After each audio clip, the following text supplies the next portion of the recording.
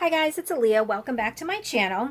So, this is actually the second time I'm doing the video because I didn't realize I ran out of memory and I only got half of the first video. So, this is take two. Kind of annoying, but that's okay. So, today I went to the flea market. I didn't really do much this weekend. I didn't go to Michael's. I didn't go to any thrift stores. I didn't go to any estate sales. But this morning I decided to go to the flea market. I thought it was a perfect day. A little chilly, so it's kind of good when it's a little chilly. But it's not here nor there. So let me just get started, and so hopefully I won't run out of video space or memory space. So the first thing I got was this book. It's called The Rosary. And the reason why I got it, because the guy, or actually the gentleman that I usually buy my old vintage books from, they do, I think, either like estate sale cleanouts or storage locker cleanouts. Because normally there's just rows and rows of all these boxes that you just kind of have to pick through. And I mean, it's a hit or miss. You never know what you're going to find. But they had a bunch of vintage books. I only got one. It was really hard to only choose one. But I mean, I wanted it for my personal,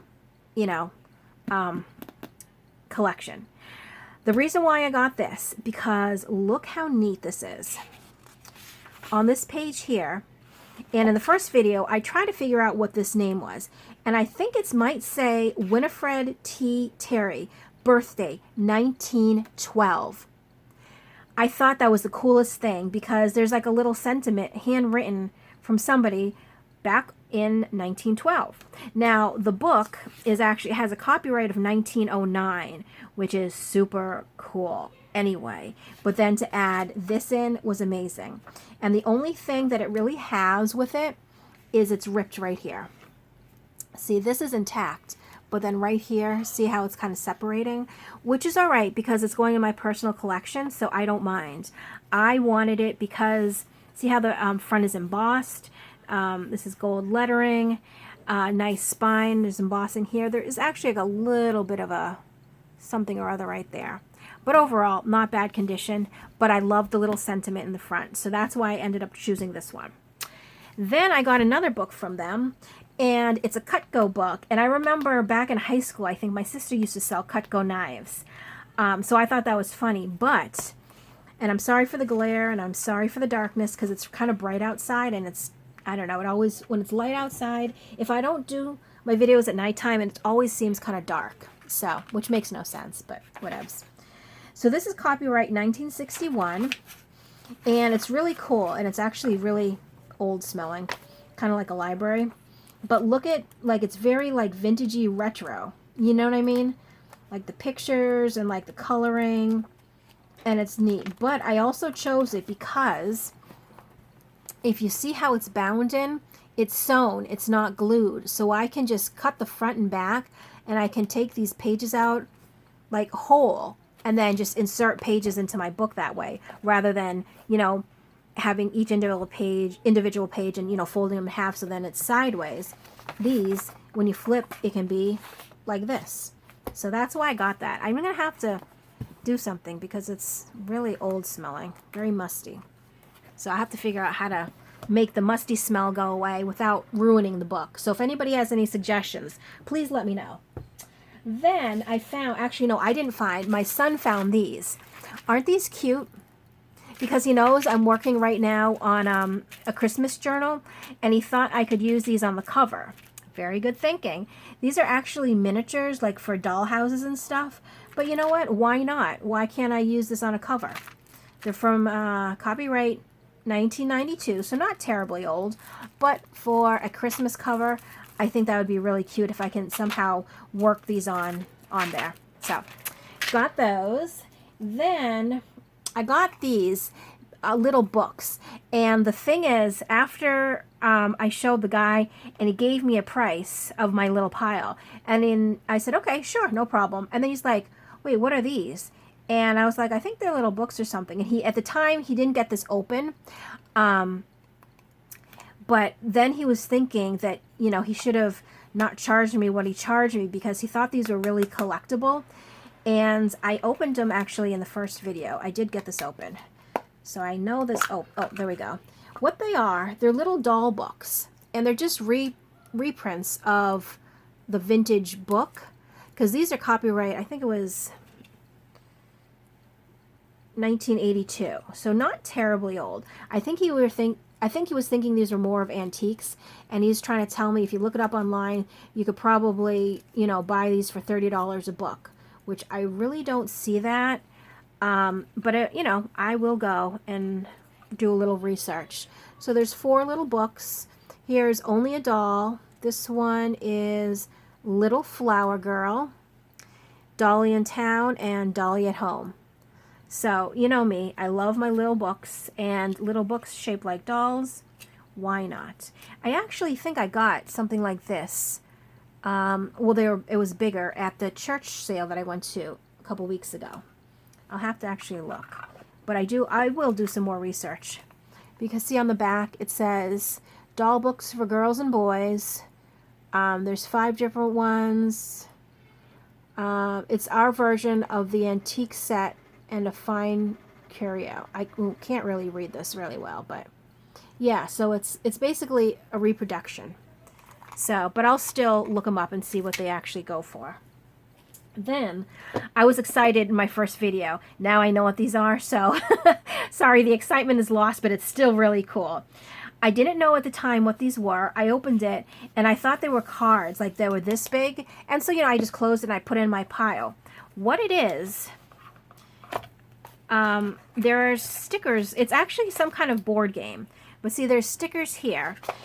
And then these little cards here, these are little cards, but they're sideways. They're not, look.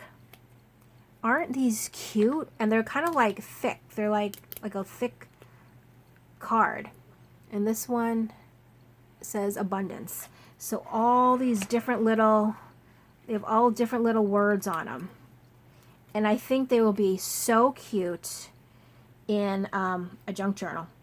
Like when you're decorating a tag or, a little tuck spot or something. So that's what I'll be using them in, because they're super, super cool.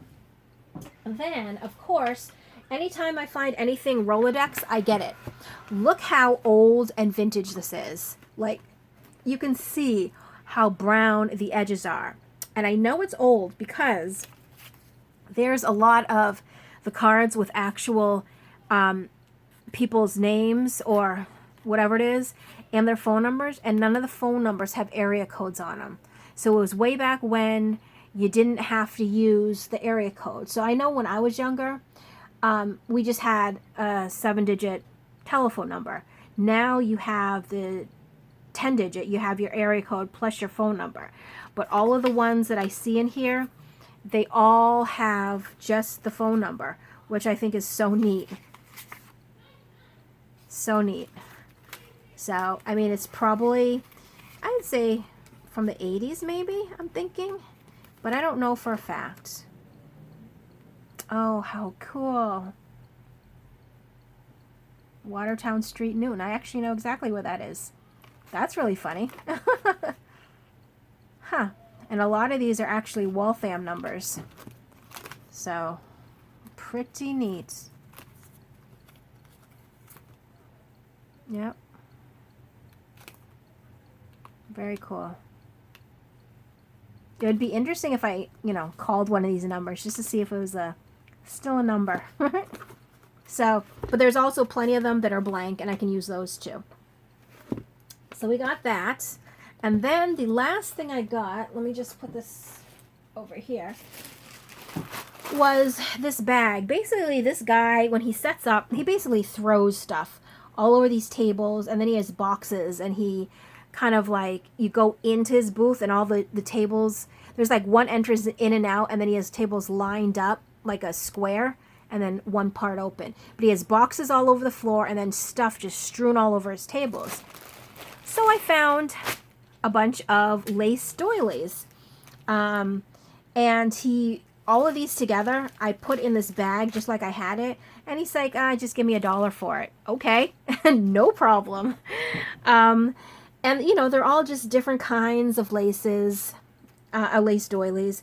And it's funny because before I used to get doilies and then never want to cut into them.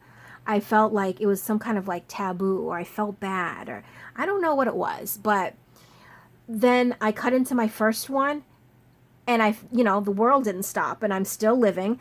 So I thought, wow, I can continue to cut into doilies. So ever since then, I've been cutting up doilies and using pieces of doilies in my projects. And the doilies I have, though, I'll have to say, they are thicker. So whatever kind of thread they were using was a thicker thread. And sometimes I'll cut a piece out, but it's just too thick for what I want to actually use it for.